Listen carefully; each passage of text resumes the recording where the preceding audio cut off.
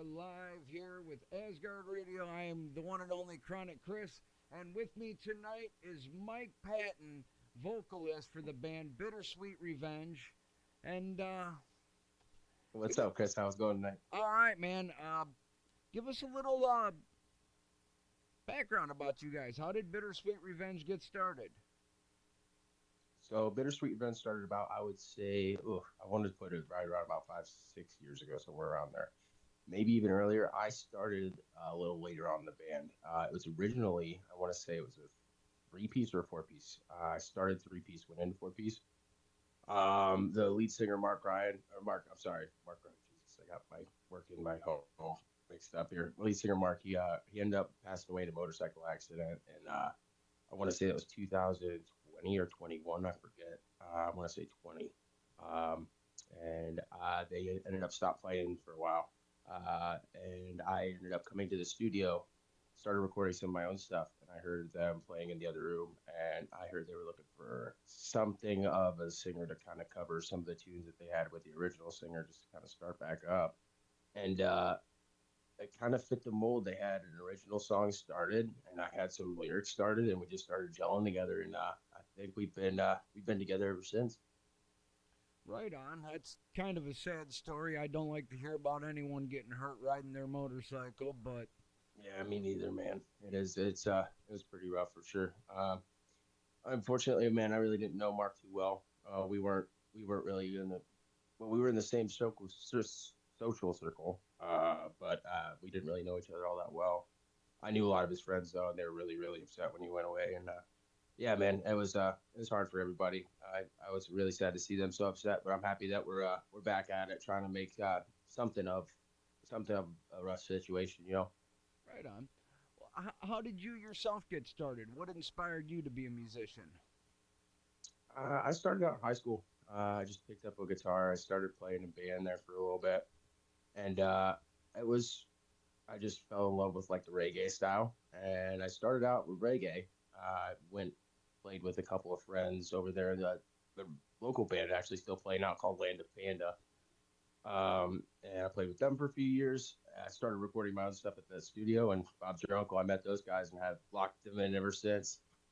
Right on. And now, were they already on the incarceration bill when you joined up with them, or No, there was a lot of grinding coming up to that point. I know that they had done a couple of shows with Mushroom Head at the Agora for their Halloween set, which was becoming a yearly thing at that point, which is hell yes, brother, hell yes.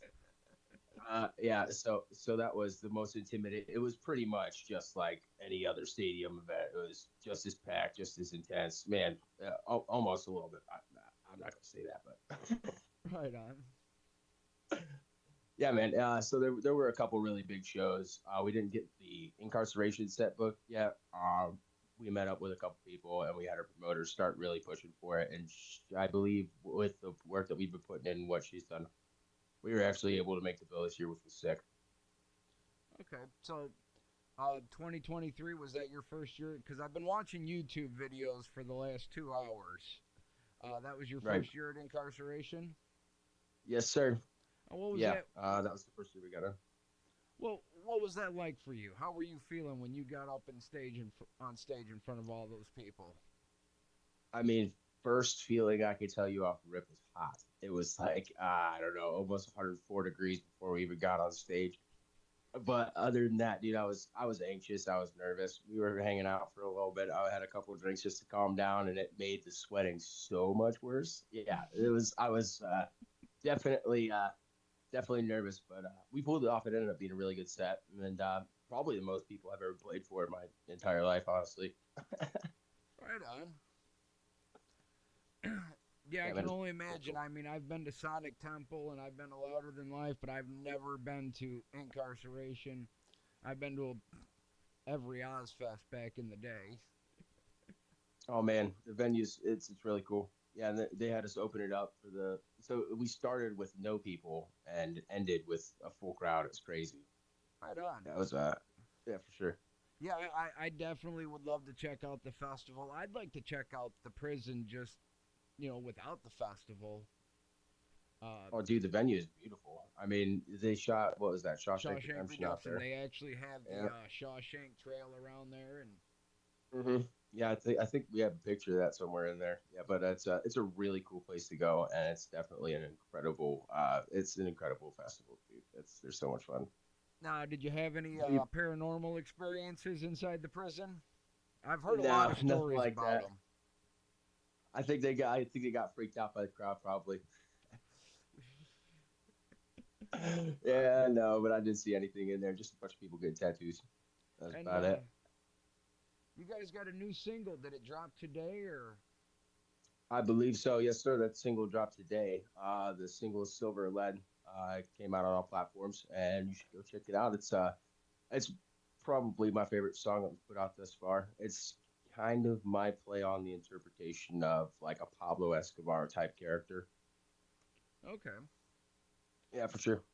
Yeah, 'cause I sat around, like I said, I was sitting around on YouTube for the last hour, 2 hours. I No Tomorrow, Rabbit Hole, White Girl, that was good. Borrowed Time, I enjoyed that one.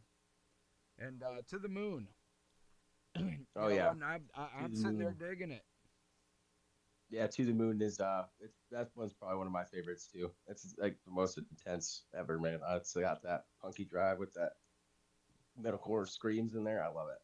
Oh yeah, and I'm gonna go later and get them off iTunes to put them in our rotation on Asgard. Don't know why I don't have it already. Thank you. No, that's awesome for sure. I appreciate that a lot. Yeah.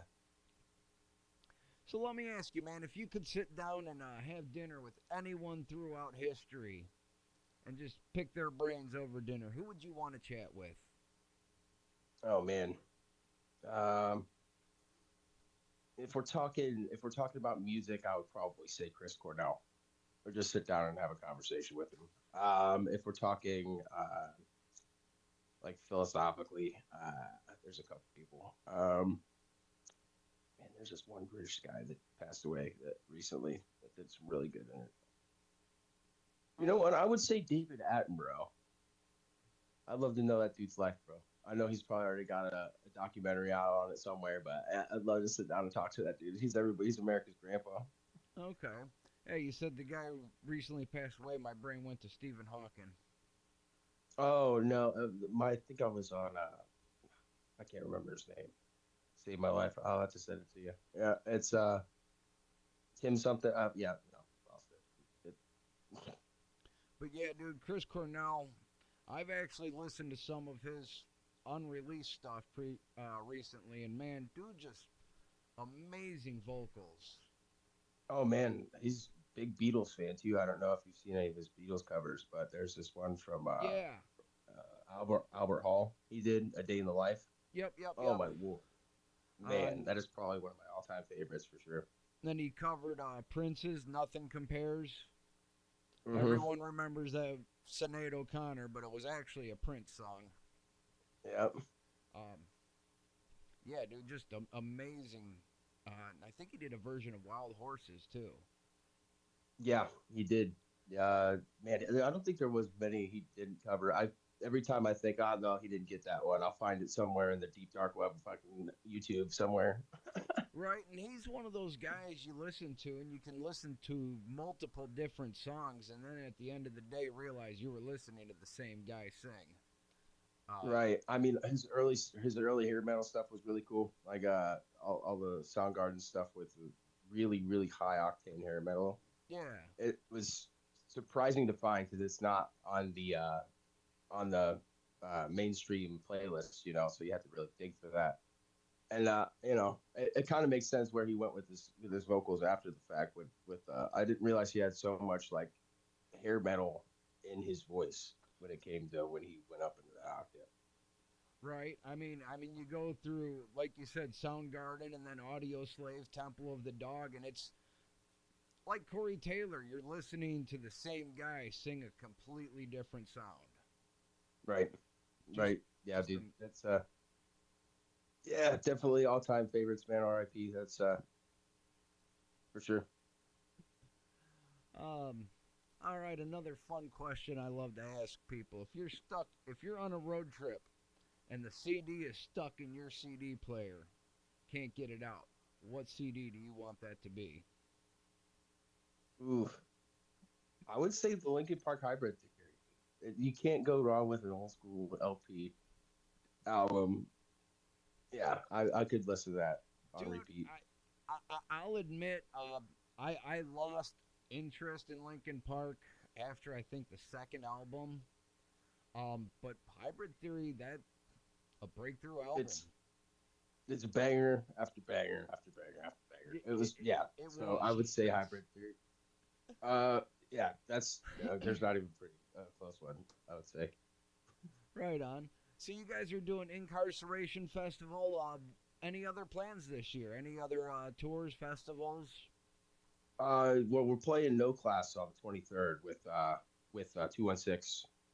And that's already sold out, but it should be one hell of a show. Other than that, we're probably going to be playing the Mushroom Head show. Hopefully, I'm hoping, praying, we get the call back. But we've been playing the last 2 years. Pray for round three. Fingers crossed. But other than that, we're probably going to be playing a couple local shows. I'm trying to see if my bandmates are messaging me or anything to let me know of anything else. Right. No, no. So I think that's about it. We're just getting set up for this incarceration set, and then we got the No Clash show that we sold out coming up on the 23rd. Right on. And Mushroom Head, they're another band I love, but their lineup has changed so much. You know, J-Man, Waylon, Pig Venus. That's Mushroom Head for me. Right. Jeffrey Nothing. For sure. No, I totally understand that. And I recognize that they've become more collective. But I also I respect that in a sense. It's strange. I don't listen to it the way that I did when J-Man and Big Venus and all them were actually in the band. I mean, that was some of the stuff that I like really inspired me to get into like screaming in particular. And I like the rap attack that J-Man did when he came on his on at least the first few albums. Dude, no, but I mean, it being a collective does change the dynamic a bit. I still like them a lot. I just like them I put them in a different category now. You know what I mean? Yeah. Yeah, yeah. It's cool. It's They're something a little different. yeah, it's more like water drum oriented. The showmanship behind it is incredible, and they still do play some like the old school bangers and play them well. So I mean, I'm there for it. You know what I mean? Right on. I'll tell you what, that is one thing I've always loved is them water drums, just and how they do their lights with the effects. It's just pretty. It's a hell of a show. Oh man, fuck the Blue Man Group. Those guys kill it. They absolutely make one show like they're probably the best water drum set I've ever seen. Yeah, definitely. Plus, I love the fact that they play at smaller venues. So you know, every time I've gone to see them ever, there's always been a meet and greet and a hangout with them after the show or before, whichever. Oh, for sure. And Yeah, they're really easy people to get a hold of. Actually, they're really nice, man. They're really cool people. They are. They are. Speaking of getting a hold of people, how can we find you guys? Give yourself a plug. Oh, Where you at on social media? We are on all platforms. We are on Facebook, TikTok, Instagram. I'm not on them a lot myself, so I can't name them all off. But you know what I'm saying. We are on Spotify, Apple Music. We have gotten on everything. Our promoter is the killer. So if you guys want to find us, just look up Bittersweet Revenge, Bittersweet Revenge 216. You will find us. Hell yeah! And if you're going to Incarceration Festival this summer, make sure you check them out. Come check us out Sunday morning. All right, ladies and gentlemen, it's been a blast hanging out with everybody out there. It's been a blast hanging out with Mike. Like I said, you know, we like Thank to you keep so much, man. No problem, brother. We like to keep it short and sweet. People's attention spans ain't what they used to be, so. Right. I appreciate you having me. Yeah, no problem, man. Anytime you want to chat with us, feel free to hit us up. Ladies and gentlemen, for sure. I'm Chronic Chris of Asgard Radio. It's been a blast, and we'll be talking with Mike more later on.